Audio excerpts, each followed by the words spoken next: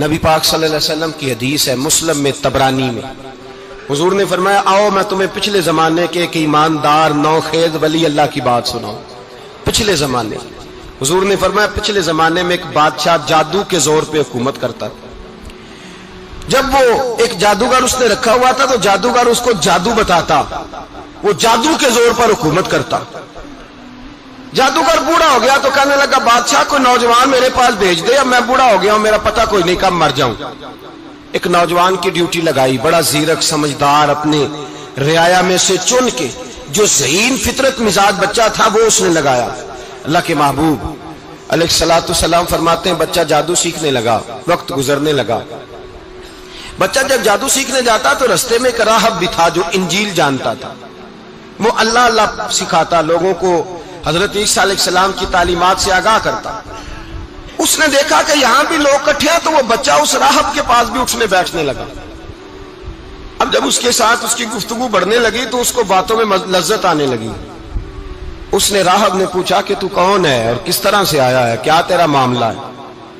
اس نے کہا جی میں جادو سیکھنے جاتا ہوں، آپ کی باتیں مجھے بڑی اچھی لگتی ہیں۔ اس نے کہا دین سیکھ، جادو سیکھنے والے کافر ہو جاتے ہیں، قرآن و حدیث سیکھنے والوں کو اللہ کامل ایمان عطا فرماتا ہے۔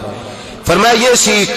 بچہ بیٹھنے لگا، اس کے پاس آنے لگا، باتیں دل میں گھر کرنے لگی۔ ایک وقت آیا کہ مسلمان ہو گیا، اور مسلمان کیسے ہوا؟ بچہ کہتا ہے میں تجربہ کر کے ہوا۔ اب میں تھوڑا سا وقت جادوگر کے پاس بھی جاتا اور باقی سارا وقت وہاں بیٹھتا۔ میں ایک دن جا رہا تھا تو رستے میں اژدہا تھا، بہت بڑا سانپ تھا، رستہ روک کے کھڑا تھا۔ یہ حضور نے بیان کی حدیث۔ نبی پاک صلی اللہ علیہ وسلم فرماتے ہیں بچہ کہتا ہے کہ رستے کے اندر سانپ ہے، رستے بند ہے، لوگ چھتوں درختوں پہ چڑھے ہیں، راش ہے۔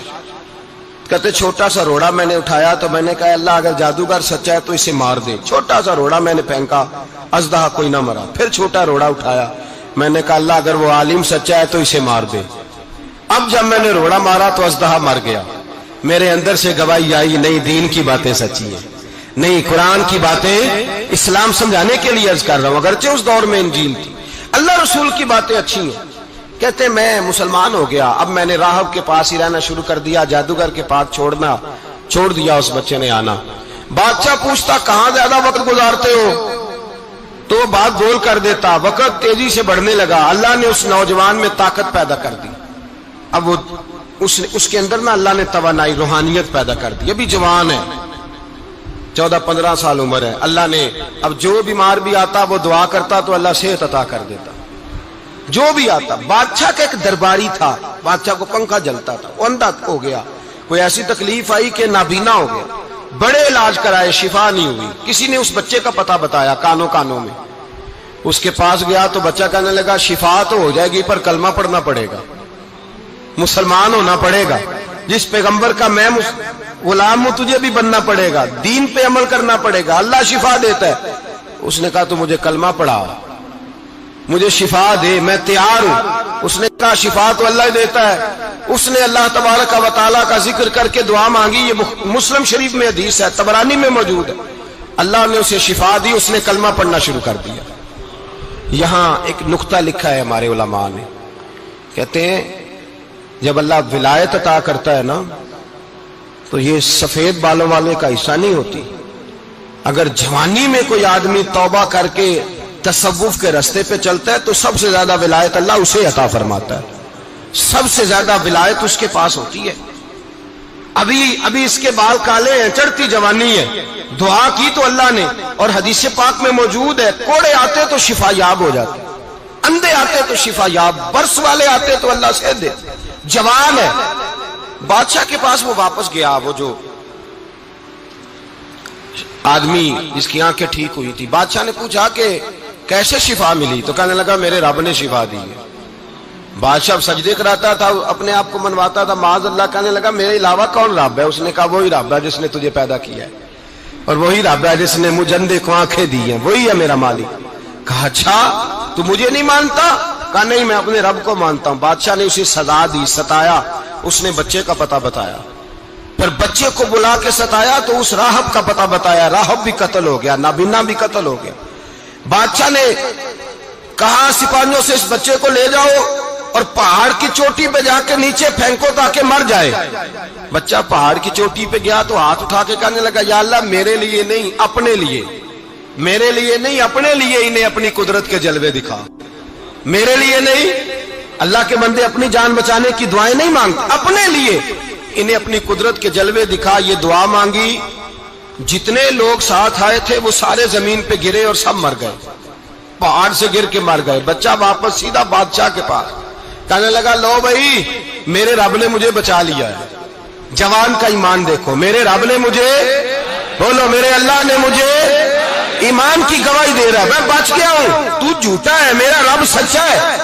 اس نے کہا لے جاؤ اس کو دریا میں، کشتی میں بٹھاؤ، بیچ دریا کے جا کے دھکا دے دو۔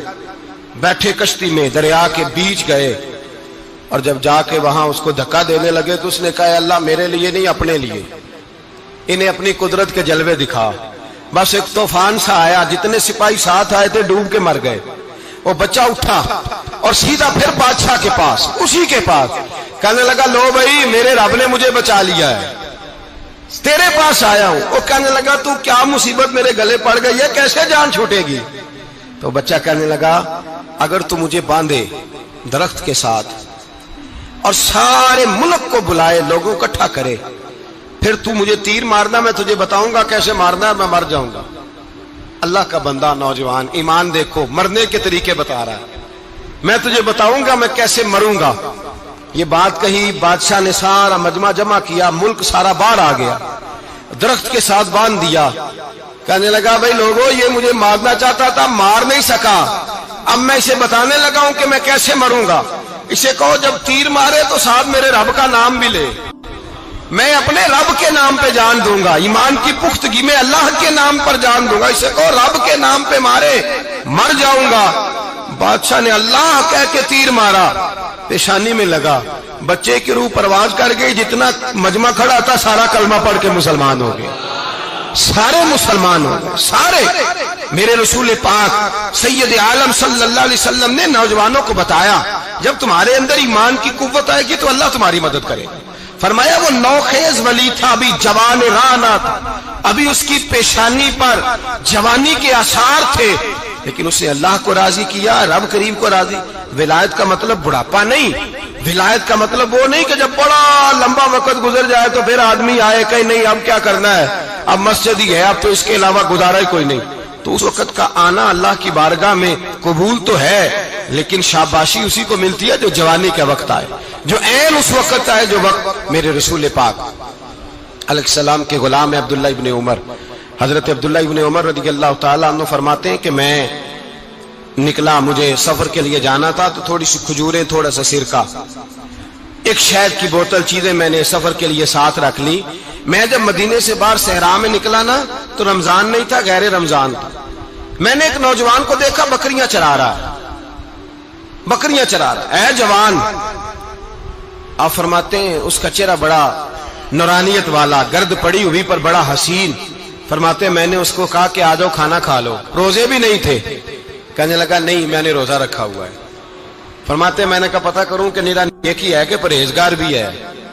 نیک وہ ہوتا ہے جو نماز پڑھے روزہ رکھے، پرہیزگار وہ ہوتا ہے جو گناہ سے بچے، وہ پرہیزگار ہوتا ہے۔ کہا پتہ کروں پرہیزگار بھی ہے کہ نہیں؟ کہتے میں قریب گیا تو میں نے جا کے اس کو کہا بھائی تیری بکریاں بڑی پیاری ہیں، میرا دل کرتا ہے ایک بکری مجھے دے دو۔ کہتے وہ جوان، غربت بھی، پریشانی بھی، پر دامان توکل کی یہ خوبی ہے کہ اس پر پابند لگے ہوتے ہیں، دھبے نہیں ہوتے۔ غربت ہے، کہا جناب ایک بکری دے دو۔ آنے لگا جناب بکریاں میری نہیں، بکریوں کا مالک کوئی اور ہے۔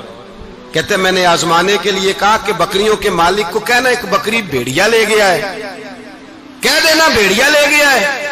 تو کہتے اس نے میری طرف دیکھا، گرد سے اس کے بال اٹے ہوئے، آنکھوں میں روشنی، چہرے پہ اطمینان، لب و لہجے میں ایمان کی طاقت۔ نوجوان کہنے لگا حضور بکریوں کے مالک کو تو کہہ دوں گا بھیڑیا لے گیا ہے، جب عرش کا مالک پوچھے گا تو کیا جواب دوں گا؟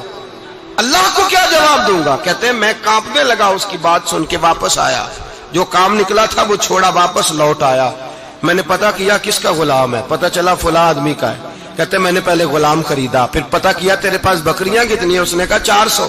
کہتے میں نے مالک سے ساری بکریاں خریدی، پھر غلام کو بلایا، پھر وہ بکریاں تحفے میں دی، تحفے میں کہنے لگا حضور یہ سارا کچھ مجھے کیسے ملا؟ میں نے کہا تیرا ایمان بڑا پختہ تھا تو میرے رب نے تجھے انعام عطا فرمایا ہے۔ Subscribe.